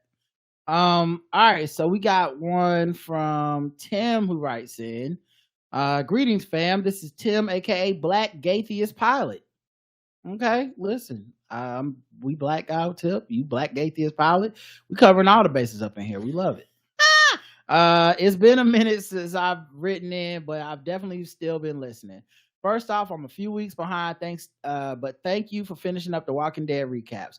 I'm one of the 5 people who still watch all the Walking Dead Universal shows, so I really appreciate that y'all circle back to finish that off, as it were. Now, as I said, oh my God, y'all, I was on Karen Hunter's show yesterday. Why was Yvette Nicole Brown one of the guests? And I finally got to fan out and tell her how much I love her and how much I love her Walking Dead recaps. Yes. And I felt like she should have took over the Talking Dead, but we're not going to go all the way there. But she was so awesome and so wonderful. And she's everything I thought she was going to be. Ain't she a beautiful person? Yeah, I've loved her since, back in the day. Loved her in Community. Love her work as an actress. And, but like I said, my biggest thing was, she, like, I always kind of low-key wanted to invite her, but we didn't have guests on our Walking Dead recaps, but I always wanted to low-key like invite her on a Walking Dead recap just to be like, because I didn't know if she'd do it. She don't know me, but it was like, but it was like, that's how much I loved her Walking Dead stuff, because she took it as serious as we did. She was going there with that notebook, and she had the notes, and she would get the symbolism and stuff that a lot of people didn't get because they didn't take the show so serious. Right. And man, it was such a pleasure. So what a small world. But yeah, thank you. So he says, now, as I said, I'm a few weeks behind, but I just listened to episode 2794, Genderventions. Yep, bringing up old shit. Y'all were talking about the pilot that did shrooms that tried to crash the plane.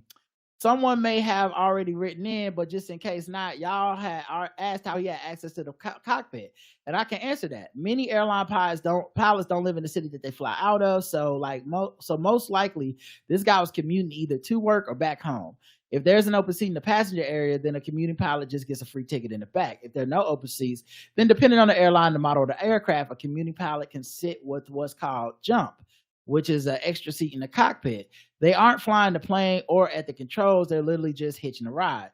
It may seem like a security issue, but remember, he's not supposed to be some rando stranger, but a vetted employee and fellow pilot with that airline.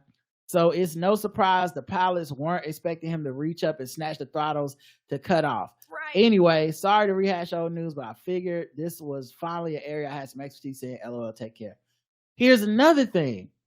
Fuck, I can't remember who I was talking to about this, but someone that I was on a podcast with, or I was talking to somewhere, told me they low-key know that dude.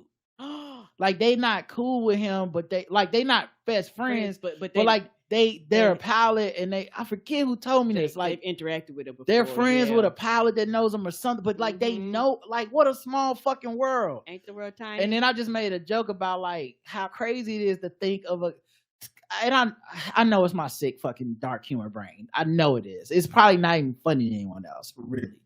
But it is hilarious to me, the idea of him going, I'm not okay, and just reaching and pulling those things down. Actually, I think this had to be in real life. I was talking to somebody because I remember doing the gesture of the reach down and them being like, yeah, I know that guy. But yeah, so crazy. DJ Jaffa writes in, hi, Rod and Karen. I just heard you say you didn't know if I was on Spotify. I've only got one beat tape on Spotify, but I have a Bandcamp page with loads of beats, edits, remixes, and blends. Thank you for being great.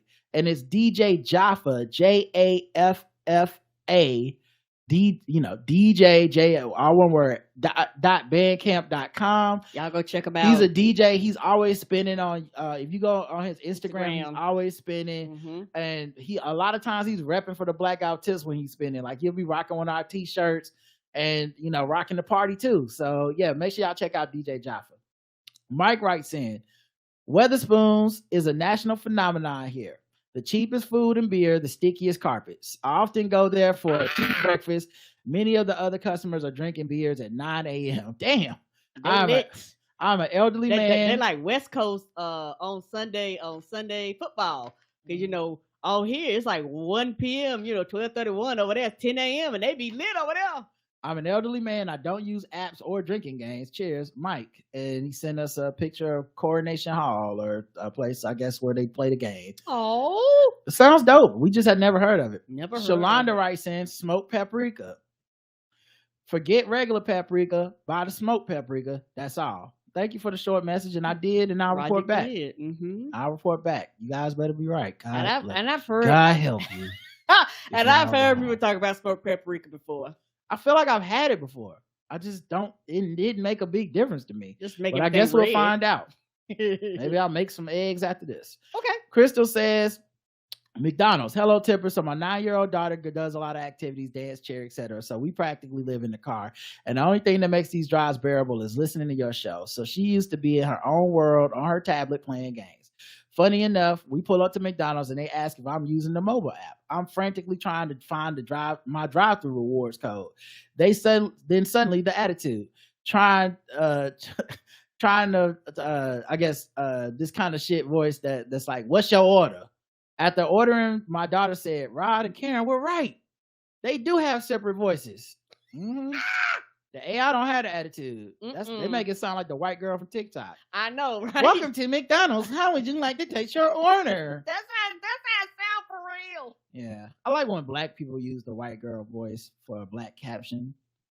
Like, why do ninjas be low-key capping on the low? And I'm like, what? It be confusing me. What? Stop. Anyway, after ordering, my daughter said, Rod and Karen were right. They do have two separate voices. LOL. I was like, wait, you actually listening? Laughed my ass off. She did tell me she was playing with the neighbors and the son said something and she's saying, I ain't racist. That's good. Laughed my ass off. Just thought I would share that funny story. Listen, the family that listens together, okay? Each one, teach one. They glisten together. That's what I always say. Our girl Nicole writes in, AI is bullshit. Just wanted to say that as an engineer, NFT crypto bullshit. People can't explain it to me, so I don't trust it. LOL. Anywho, on to the reason why I'm writing in. LOL. Hey, Rod and Karen.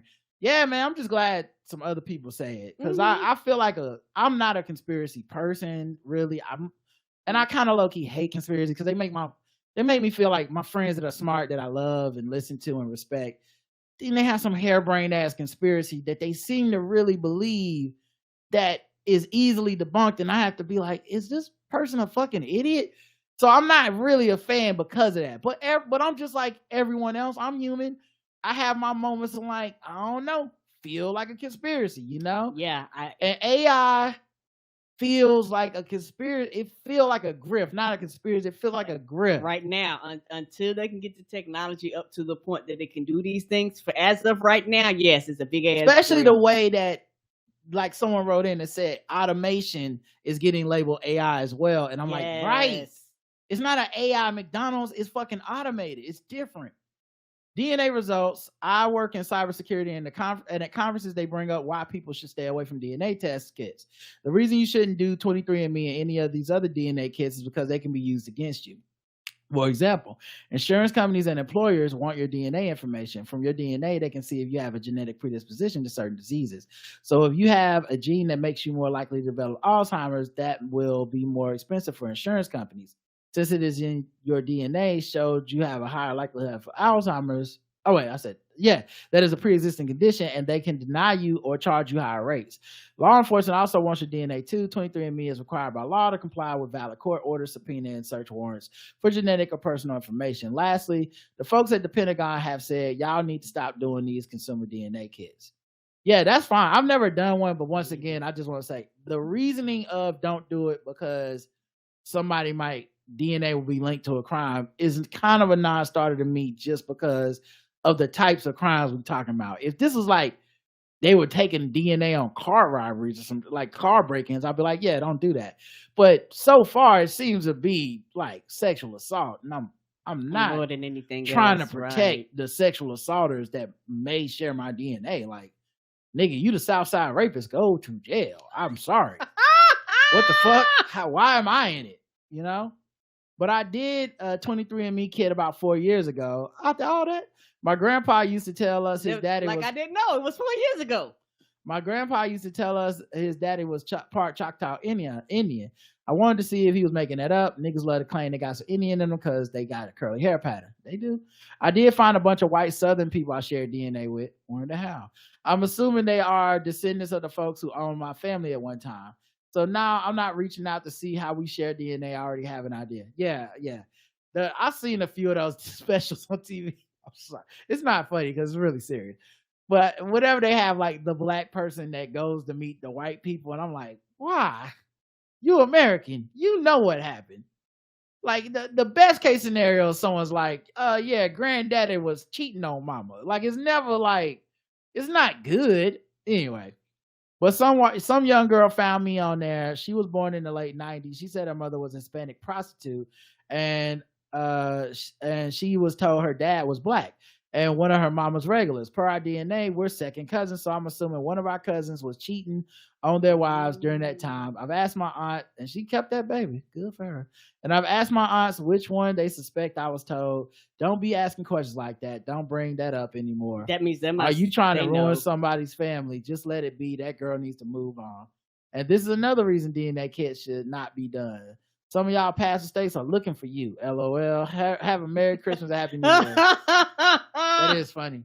You know, the other thing I was thinking too was there's probably people that took 23andMe because black folks so weird about family and family history and shit. Mm-hmm. Like you all like there's so many secrets and just don't ask that. It's like, fuck, man, let me just take a test. Mm-hmm. Mr. Span says, just a quick tidbit.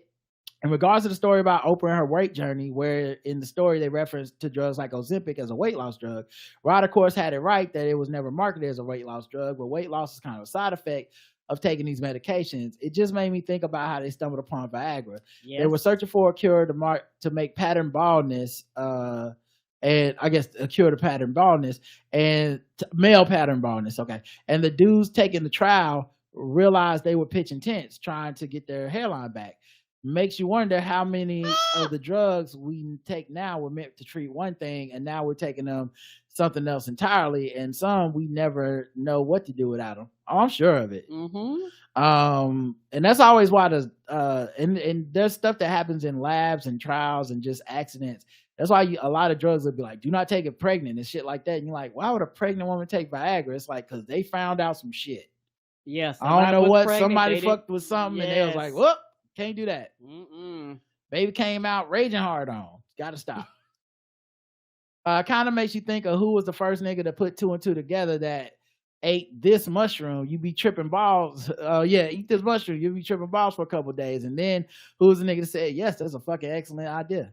I'm always thinking of who was the first one to do something. Lately, somebody had to be the first. Lately, who was the first person to be like, we gotta rotate this chicken.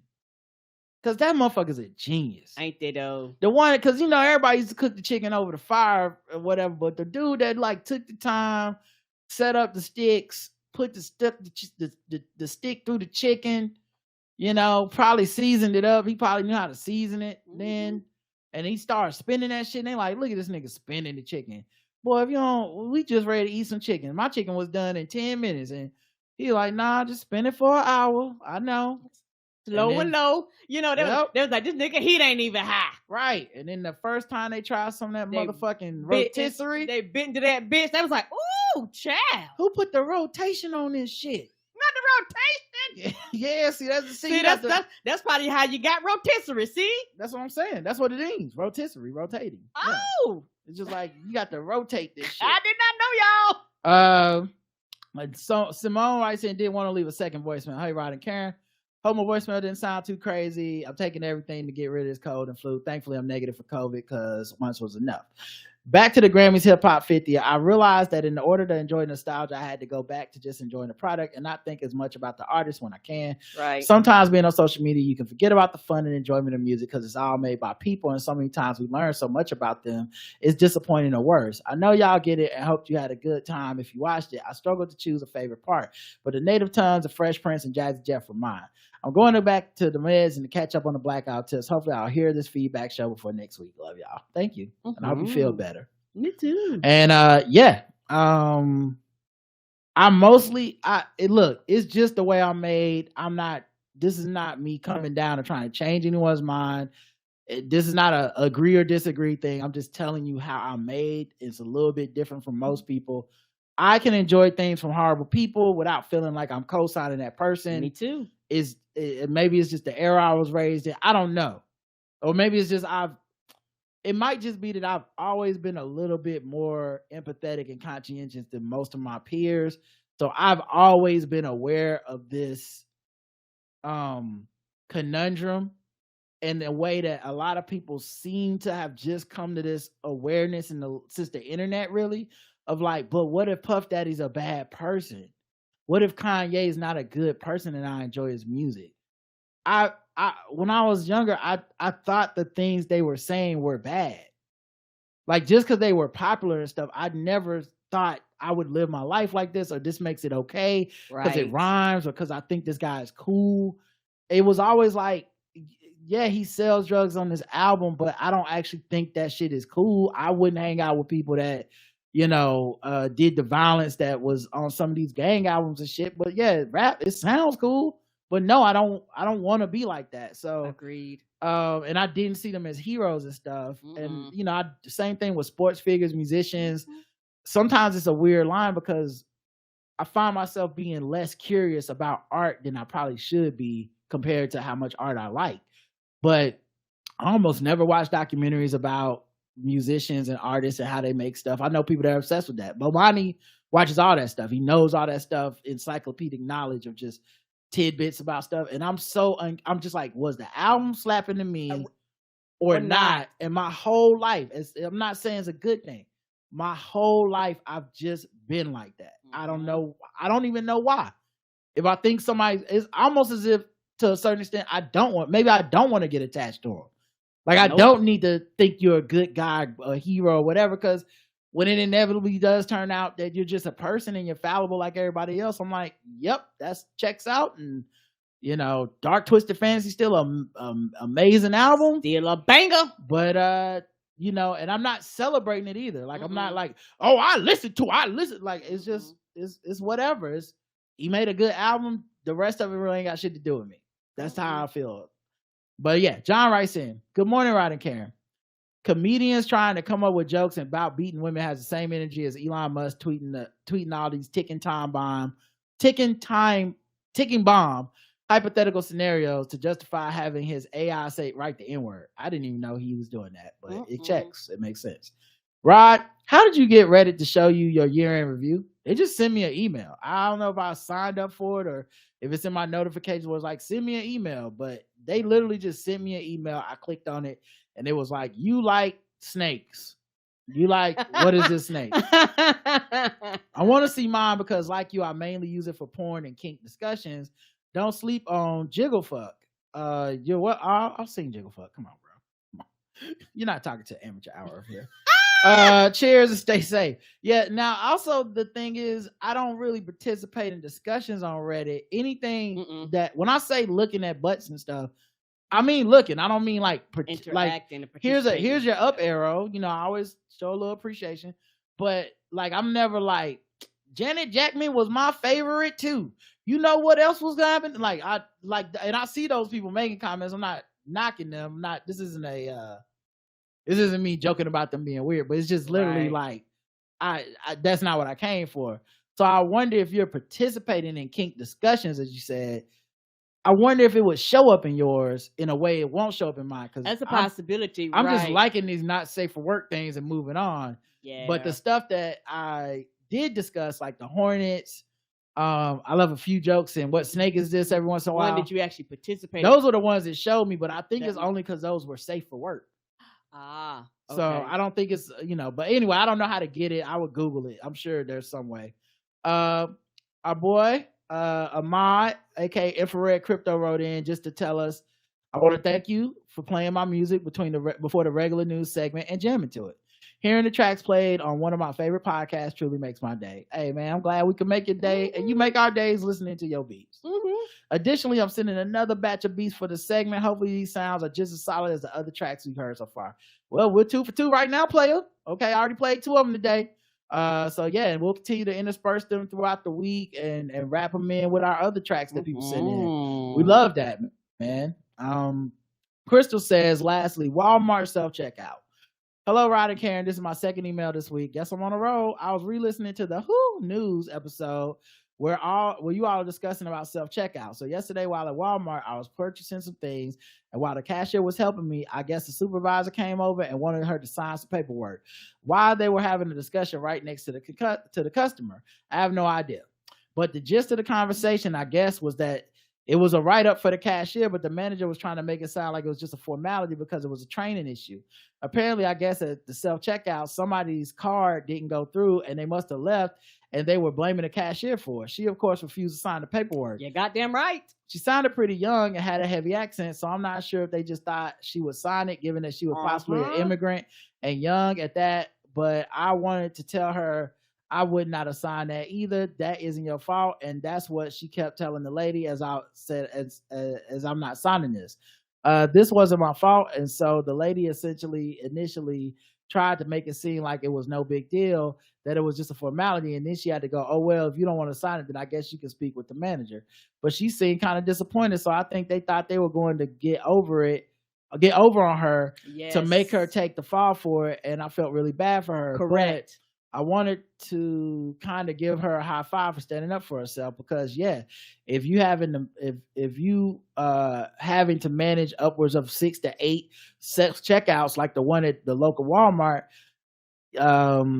you how do you expect her to have like run after this person? Like, how was that her fault, and what was she supposed to do? Because also, as far as I know, there's no contact rule. When I used to work at Kroger in the pharmacy department, yeah, they fire you for interacting. One of the workers ran after people who were stealing, and one of the times I think he might have gotten hurt and ended up being fired because you're not supposed to be running after shoplifters. Like, yeah, you're to defer them, but you can't actually put hands on them. So it's like, well, how is that the cashier's fault, especially at the self-checkout? Anyways, just wanted to write in, just kind of give a little bit of seeing this, because I thought it was just crazy. Yeah, I think it's dope that person stood up for themselves, because I know it's hard. That's hard. A lot of people would have folded and be like, well, just fuck it and just take that ding on their record. But everything, I'm not signing this. And, it's one of the things, they can't make you sign shit. Basically, you're not signing saying, I don't agree with this bullshit. You're writing me up for something that was not my fault. So we're going to have to talk about this, discuss this. I'm not signing a motherfucking thing. Yeah, but shout out to her for standing up for herself. That's dope. And man, that's crazy, because like I said, they basically had these people doing the work of 6 people. Yes. They've been trying to act like it's self-checkout, it's easy for everybody. It's like, no, you're just cutting back on workers. And it's so crazy, because like Walmart builds their fucking stores with 57 aisles and like 2 be open. Right. All right, we got some cards in the mail, and I'm mailing y'all's cards out by next week. Yay! This is from our girl Erica. And it says happy 24. It's like a New Year's card, and it's her and her dog. Oh, precious. Personalized and shit. Yeah, this is classy as hell. It says, here's to a year radiant with possibilities and illuminated by love. Wishing you and yours a beautiful holiday season as we bid farewell to one year and welcome another. I'm sending you my warmest wishes for 2024. May this new year unravel itself to be a year of great health, countless blessings, and boundless prosperity.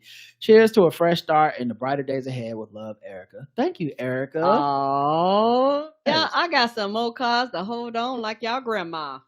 Yep, she does love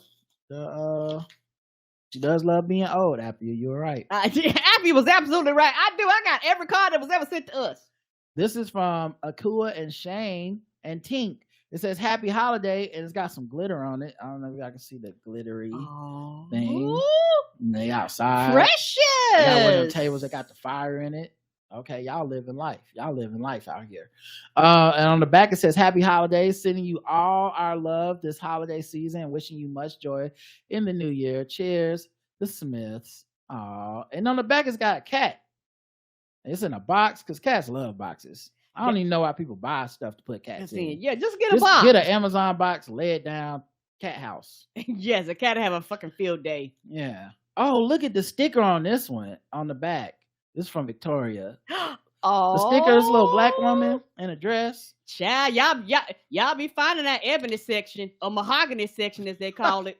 Yeah, the ebony section is a little different. My bad.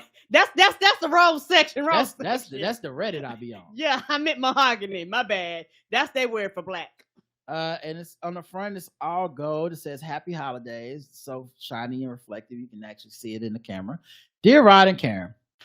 So it says, with warm wishes for a holiday season that is memorable and meaningful, beautiful and bright. And then she wrote, the personalized. I love the podcast. Thank you for all the laughs. Merry Christmas always. And then she signs it in cursive, which I always have a hard time reading, but I assume it's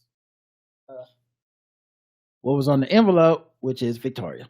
So, thank you, everybody. We love this time of year. We love getting this stuff. And like I said, I'll mail y'all cards out soon. We reached 100 basically. So, I think maybe there's one or two left, but I really think it's like 100. Matter of fact, I can look at it and tell y'all. But I think, we're going to be out of cards is the point. Mm-hmm. So thank you, everybody. Yeah, we're at 95. So yeah, I only have 5 left. So thank you, everybody. We appreciate y'all. And we'll talk to y'all throughout the week. Until next time, I love you. I love you too. Mwah. Bye, everybody.